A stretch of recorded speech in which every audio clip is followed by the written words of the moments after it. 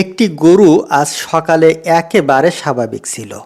খাচ্ছিল, হাঁটছিল, জাবর কাটছিল।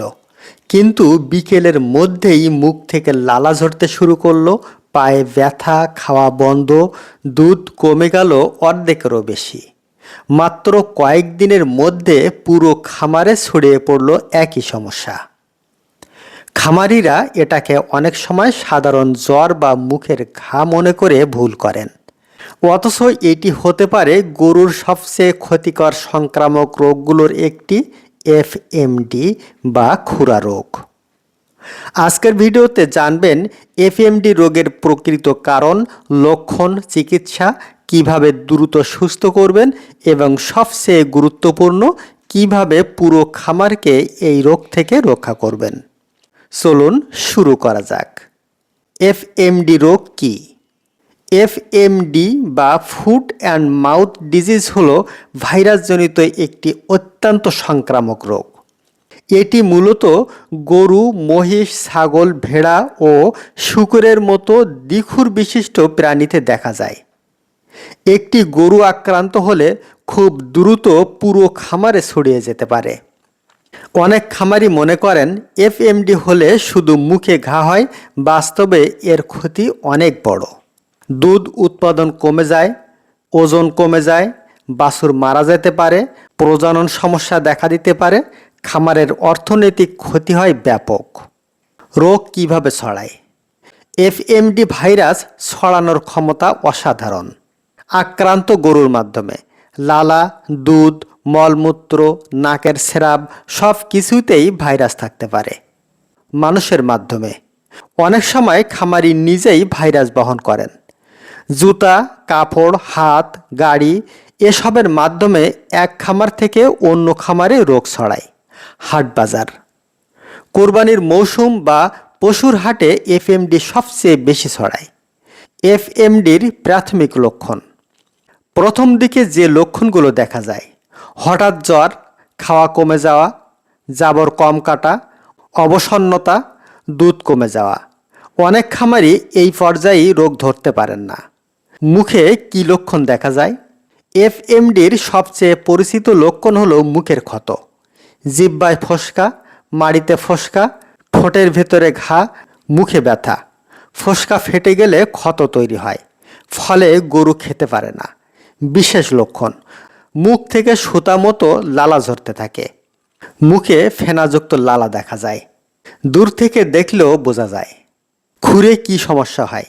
এফএমডির নামই এসেছে ফুট অ্যান্ড মাউথ ডিজিজ, অর্থাৎ মুখ ও পায়ের রোগ। খুরের মাঝখানে ফোসকা হয়, পরে ফেটে যায়, ফলে খোঁড়াতে থাকে, দাঁড়াতে কষ্ট হয়, হাঁটতে চায় না, শুয়ে থাকে বেশি, অনেক সময় খুর খুলেও যেতে পারে। বাছুরের ক্ষেত্রে কেন বেশি বিপজ্জনক? প্রাপ্তবয়স্ক গরু অনেক সময় বেঁচে যায়, কিন্তু বাছুরের ক্ষেত্রে পরিস্থিতি ভয়াবহ হতে পারে। ভাইরাস হৃৎপিণ্ডে আক্রমণ করতে পারে, ফলে হঠাৎ দুর্বলতা, শ্বাসকষ্ট, আকস্মিক মৃত্যু। অনেক বাছুরের মুখে ঘা না থাকলেও মারা যেতে পারে। চিকিৎসা কি? এখানে একটি গুরুত্বপূর্ণ বিষয় মনে রাখতে হবে: এফএমডির ভাইরাস মারার নির্দিষ্ট ওষুধ নেই। চিকিৎসার মূল উদ্দেশ্য হল ব্যথা কমানো, সংক্রমণ রোধ করা, পানি শূন্যতা প্রতিরোধ করা, ক্ষত দ্রুত শুকানো। আক্রান্ত গরুকে আলাদা করুন। রোগ ধরা পড়ার সঙ্গে সঙ্গে আলাদা ঘরে রাখুন, আলাদা খাবার দিন, আলাদা পরিচর্যা করুন। এটাই সবচেয়ে গুরুত্বপূর্ণ পদক্ষেপ। মুখের ক্ষতের চিকিৎসা: মধু 100 গ্রাম, সোহাগা 100 গ্রাম, সিবিট 5টি, রিবোসন 5টি। সোহাগা আগুনে পুড়িয়ে বা ভেজে নেবেন। উপাদানগুলো ভালোভাবে বেটে মধুর সাথে মিশাবেন। এই মিশ্রণটি দিনে 2 বার অসুস্থ গরুর গালের ভিতরে ও জিহ্বায় লাগাবেন। দ্রুত মুখের ক্ষত ভালো হয়ে যাবে। খুরের চিকিৎসা: খাবার সোডা 1.5 চামচ 1 লিটার পানিতে গুলে পায়ে স্প্রে করবেন, দিনে 4 থেকে 6 বার। কাদা বা ময়লা জমতে দেওয়া যাবে না। প্রাণী চিকিৎসকের পরামর্শ অনুযায়ী জীবাণুনাশক দ্রবণ ব্যবহার করা যায়। সেকেন্ডারি ইনফেকশন প্রতিরোধ: ফোসকা ফেটে গেলে ব্যাকটেরিয়ার সংক্রমণ হতে পারে, তাই অনেক ক্ষেত্রে প্রাণী চিকিৎসক অ্যান্টিবায়োটিক ব্যবহার করেন। মনে রাখবেন, অ্যান্টিবায়োটিক ভাইরাস মারে না, এটি শুধু অতিরিক্ত ব্যাকটেরিয়াজনিত সংক্রমণ রোধ করে। ব্যথা ও জ্বর নিয়ন্ত্রণ। এফএমডিতে ব্যথা অনেক বেশি হয়, গরু খেতে চায় না, তাই ভেটেরিনিয়ানের পরামর্শ অনুযায়ী জ্বর ও ব্যথানাশক ব্যবহার করা হয়। খাবার ব্যবস্থাপনা। মুখে ঘা থাকলে শক্ত খাবার খেতে কষ্ট হয়, তাই দিন কচি ঘাস, নরম ঘাস, ভেজানো ভুসি, নরম খৈল, পর্যাপ্ত পরিষ্কার পানি, এতে দ্রুত শক্তি ফিরে আসে। খামার জীবাণুমুক্ত করার নিয়ম। অনেকেই শুধু অসুস্থ গরুর চিকিৎসা করেন, কিন্তু খামার জীবাণুমুক্ত করেন না, এটি বড় ভুল। নিয়মিত পরিষ্কার করুন গোয়াল ঘর, মেঝে, পানির পাত্র, খাবারের পাত্র। প্রতিরোধই সবচেয়ে বড় চিকিৎসা। এফএমডির ক্ষেত্রে চিকিৎসার চেয়ে প্রতিরোধ অনেক বেশি কার্যকর। নিয়মিত টিকা দিন।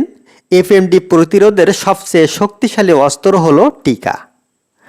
আপনার এলাকার প্রাণী সম্পদ কর্মকর্তার পরামর্শ অনুযায়ী নিয়মিত ভ্যাকসিন দিন। যে খামারে নিয়মিত টিকা হয় সে খামারে রোগের ঝুঁকি অনেক কম। নতুন গরু কোয়ারেন্টাইনে রাখুন। নতুন গরু কিনেই খামারে ঢুকিয়ে দেবেন না, কমপক্ষে 14 দিন আলাদা রাখুন। এ সময় রোগের লক্ষণ দেখা যায় কিনা পর্যবেক্ষণ করুন। দর্শনার্থী নিয়ন্ত্রণ। অপ্রয়োজনীয় লোকজনকে খামারে ঢুকতে দেবেন না, বিশেষ করে যারা অন্য খামার থেকে আসে। হাট থেকে ফিরে সতর্কতা। হাটে গেলে জুতা ধুয়ে নিন, কাপড় পরিবর্তন করুন, হাত পরিষ্কার করুন, এরপর খামারে প্রবেশ করুন। অনেক খামারি লাখ লাখ টাকা খরচ করে উন্নত জাতের গরু কেনেন, কিন্তু সময় মতো টিকা দেন না। ফলাফল, একটি রোগ পুরো খামারের উৎপাদন নষ্ট করে দেয়। অন্যদিকে অনেক ছোট খামার আছে যেখানে নিয়মিত টিকা, পরিচ্ছন্নতা এবং বায়োসিকিউরিটি মেনে চলার কারণে বছরের পর বছর এফএমডির বড় প্রাদুর্ভাব দেখা যায় না। মনে রাখবেন, এফএমডি এমন একটি রোগ যা গরুকে সব সময় মেরে না ফেললেও খামারের লাভকে মেরে ফেলতে পারে। তাই মুখ থেকে অতিরিক্ত লালা পড়া, খাওয়া কমে যাওয়া, খোঁড়ানো বা মুখে ঘা দেখলেই অবহেলা করবেন না। দ্রুত ব্যবস্থা নিন, আক্রান্ত গরুকে আলাদা করুন, প্রাণী চিকিৎসকের পরামর্শ নিন এবং নিয়মিত টিকাদান নিশ্চিত করুন। আপনার একটি সঠিক সিদ্ধান্ত পুরো খামারকে বড় ক্ষতির হাত থেকে বাঁচাতে পারে। ভিডিওটি উপকারী মনে হলে লাইক দিন, শেয়ার করুন এবং গরু পালন ও খামার ব্যবস্থাপনা সম্পর্কিত আরও তথ্যবহুল ভিডিও পেতে চ্যানেলটি সাবস্ক্রাইব করুন। আপনার খামারে এফএমডি রোগের অভিজ্ঞতা থাকলে কমেন্টে জানান। আল্লাহ হাফিজ।